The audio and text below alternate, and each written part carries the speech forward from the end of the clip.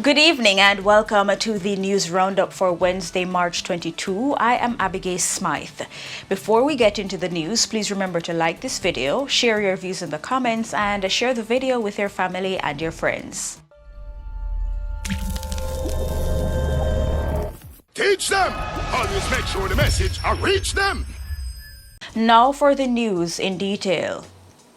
Opposition members of parliament walked out of the House of Representatives Tuesday afternoon after taking issue with a comment from Finance Minister Dr. Nigel Clark. The opposition members also took issue with the response of House Speaker Marissa Dalrymple Philibert. Dr. Clark was responding to a comment opposition leader Mark Golding made last week, calling supporters of the Jamaica Labour Party, quote, damn fool, end quote.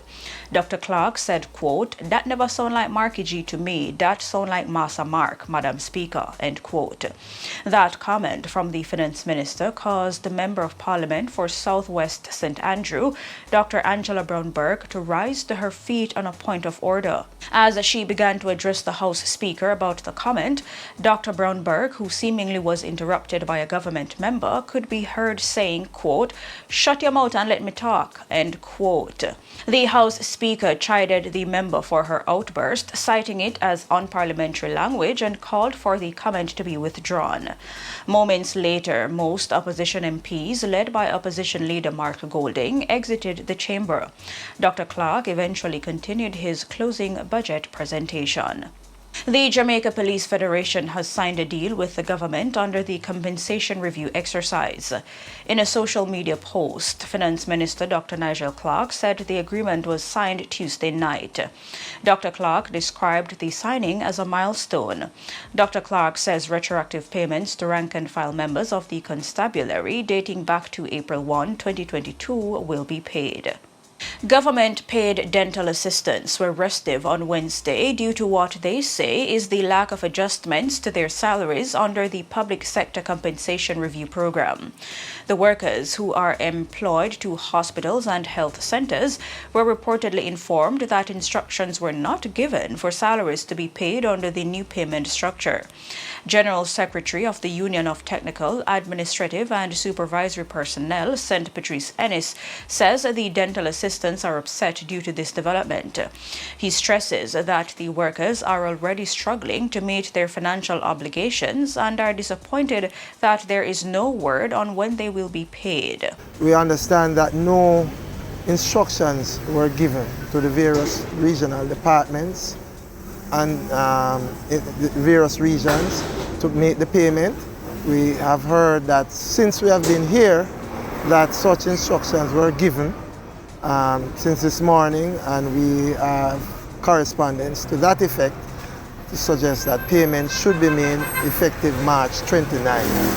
And so we hope that will be implemented, and if that is the case, because we just had word with the Ministry of Health, who have, since we have been here, given out such instructions that payment should be effective March 29th. And with that, we believe that we have something that which we could work with, and that could perhaps somehow assuage the mood of the dental assistants and perhaps bring back some normalcy. Classes were disrupted for a second consecutive day at the Vocational Training Development Institute, VTDI, as employees continued their industrial action. It is understood that representatives of the three unions, Jamaica Teachers Association, National Workers Union, and Bustamante Industrial Trade Union, met to decide the conditions under which they will return to work. Effective April 1, the National Council on Technical and Vocational Education and Training, NCT VET, and VTDI will be transferred from Hart NSTA Trust to the Ministry of Education. The workers will receive their last paycheck under Hart come next week. Uncertainty looms about what will happen after, as long-standing issues between Hart and the institutions remain unresolved. The issues surround outstanding payment arrangements and security of tenure. A Westmoreland man was shot dead by gunmen on the Waterworks main road in Whithorn, Westmoreland, Tuesday evening. The police say the deceased was a known violence producer. He has been identified as 31-year-old Javel Gaga Adiman, a farmer and barber from Waterworks District. He was reportedly killed while riding a motorcycle. Reports are that about 6 o'clock, Adiman was at home with family members when a friend visited him on a motorcycle. He subsequently borrowed the motorcycle and rode to a nearby bar along the Waterworks main road. The report further said Adiman left the bar and was returning home when another motorcycle with two men rode up behind him and opened gunfire, hitting him and causing him to lose control of the bike. The pillion reportedly came off the motorcycle and continued to fire more shots, hitting Adiman multiple times in his head and face. The culprits reportedly left on their motorcycle in the direction of Whithorn. The police were summoned, and on their arrival, Adiman was found lying motionless. He was transported to the Savannah Lamar Public General Hospital, where he was pronounced dead. The mother of all gang trials, which saw 33 individuals said to be members of the Klansman gang being interrogated by the head of the judiciary over 18 months, cost the state approximately $60.5 million.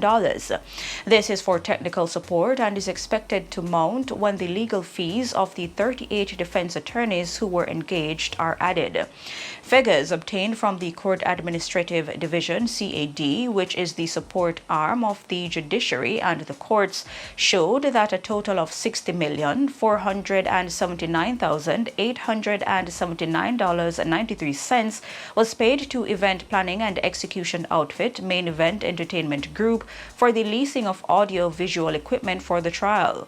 The firm, which was contracted from September 2021 when the trial began at the Supreme Court in downtown Kingston, had an initial March 19, 2022 end date. The arrangement was, however, extended twice. The long-running trial, which began with 33 defendants, experienced several hiccups over the duration, suffering several premature adjournments due to the impact of the COVID-19 pandemic and other issues. The Crown's two main witnesses, both former gang members turned informants, spent months testifying from a remote location via video link. The matter, which was the largest ever gang trial to be held in Jamaica and the Caribbean, engaged two of the largest courtrooms at the facility, making it so that additional audiovisual capacity was required for the judge alone matter. In the meantime, the CAD says the amounts paid to the defense attorneys who were assigned by the Legal Aid Council are being collated. It is understood that the sum might be far from what was paid out in the other two gang trials, which predated the Klansman matter.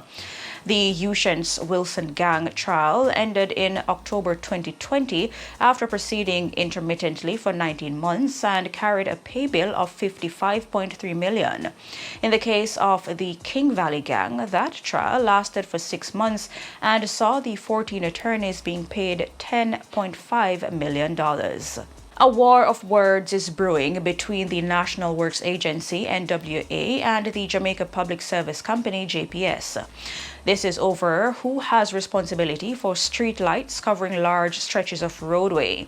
A recent expose highlighted a number of roadways where street lights are non-functional, leaving several corridors covered in darkness. The JPS, via a social media post, sought to distance itself from the issues, pointing to the corridors which it said are the purview of the National Works Agency. Among the affected sections of roadway are the Elegant Corridor and Bogue Road in St. James, Don Robin to Malines intersection, Ligony to Lady Musgrave Road, Pepin to Ligony, and Trafalgar Road, St. Andrew, as well as Michael Manley Boulevard in Kingston. However, NWA Communication Manager Stephen Shaw said the social media post by the JPS does not give the full story, adding that the agency maintains streetlights as part of the rehabilitation of roadways and is not a light and power company. Mr. Shaw suggested suggested that discussions had taken place with JPS when Kelly Tomlin was CEO of that entity, and there appeared to have been an agreement at that time. However, the situation shifted after a change of management at the company. In response to calls for clarity on the ownership of the hundreds of streetlights across the island, the JPS said they are advanced in talks, but the details are yet to be finalized. In the meantime, a JPS communication manager, Audrey Williams, says the lights remain the responsibility of the NWA.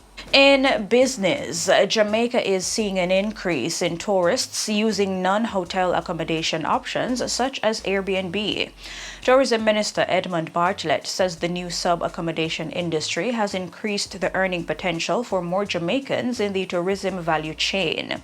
He highlights that last year, 29% of the 2.6 million stopover visitors that came to Jamaica were in the shared economy, otherwise called Airbnb. He says this means many Jamaican people with little homes, big homes, apartments, and villas are now inserted in the tourism value chain, broadening the range of participants in the industry, but more importantly, providing slices of the pie for a larger number of Jamaican people. In the region, Barbados and Kenya have acknowledged the need to form partnerships, building bridges, and identifying challenges and opportunities for enhancing trade relations between the two countries. State Minister in the Ministry of Foreign Trade and Business, Sandra Husbands, said as a result of increased political cooperation over the past 2 years, imports from Kenya had increased while Barbados's exports to Kenya had decreased. Ms. Husbands highlighted the need for Barbados to implement initiatives in order to ramp up its export potential. She said that through the embassy in Kenya, Barbados is seeking to establish linkages between communities, clubs, and associations. In addition, the island is seeking to have exchanges between schools, universities, cultural groups, and practitioners, as well as media entities. On the international scene, a magnitude 6.5 earthquake rattled much of Pakistan and Afghanistan on Tuesday, sending panicked residents fleeing from homes and offices and frightening people in remote villages. Officials say at least 9 people died in Pakistan and 2 in Afghanistan, and dozens injured. More than 200 people were brought to hospitals in the Swat Valley and elsewhere in the region of Pakistan's northwestern province in a state of shock. And still overseas, United Kingdom inflation accelerated for the first time in 4 months in February as high food and energy prices hit consumers battered by the nation's cost of living crisis. The Office for National Statistics said the consumer price index jumped to 10.4% in the 12 months through February from 10.1% the previous month. The figures surprised analysts who had forecast inflation would slow to 9.9%. The figures increased pressure on the Bank of England to approve an 11th consecutive interest rate increase when it meets on Thursday, regardless of concerns about the economic impact of strains on the global banking system.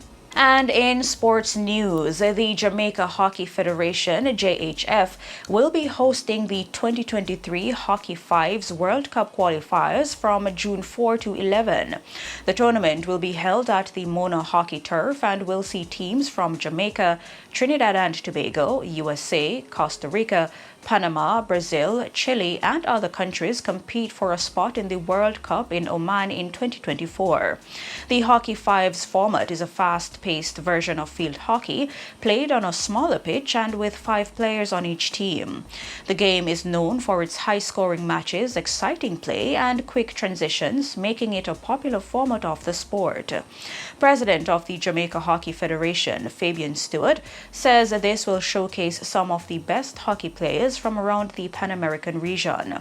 The JHF hosted 2 international tournaments in recent times, the Central America and Caribbean qualifiers in 2017 and the World League in 2014. Jamaica's men's team won the CAC qualifiers while the women finished second. Both national teams performed admirably in the 2014 World League but did not advance to the second round. Stewart says he is anticipating a better showing on both both fronts this year. And that's it for your news roundup for today. Please remember to like this video, leave a comment, and share the video with your family and your friends. I am Abigail Smythe. Have a good evening and see you next time. Teach them! Hey, yo, yellow! Send the message and make it reach them. It's teach them. Right here, Warlord representing. Thank you for watching. Like the video before you go. Please subscribe if you haven't done so. And remember to share the video with your friends and family. And browse the channel for more quality content. Until next time, walk good, my friends. Teach them!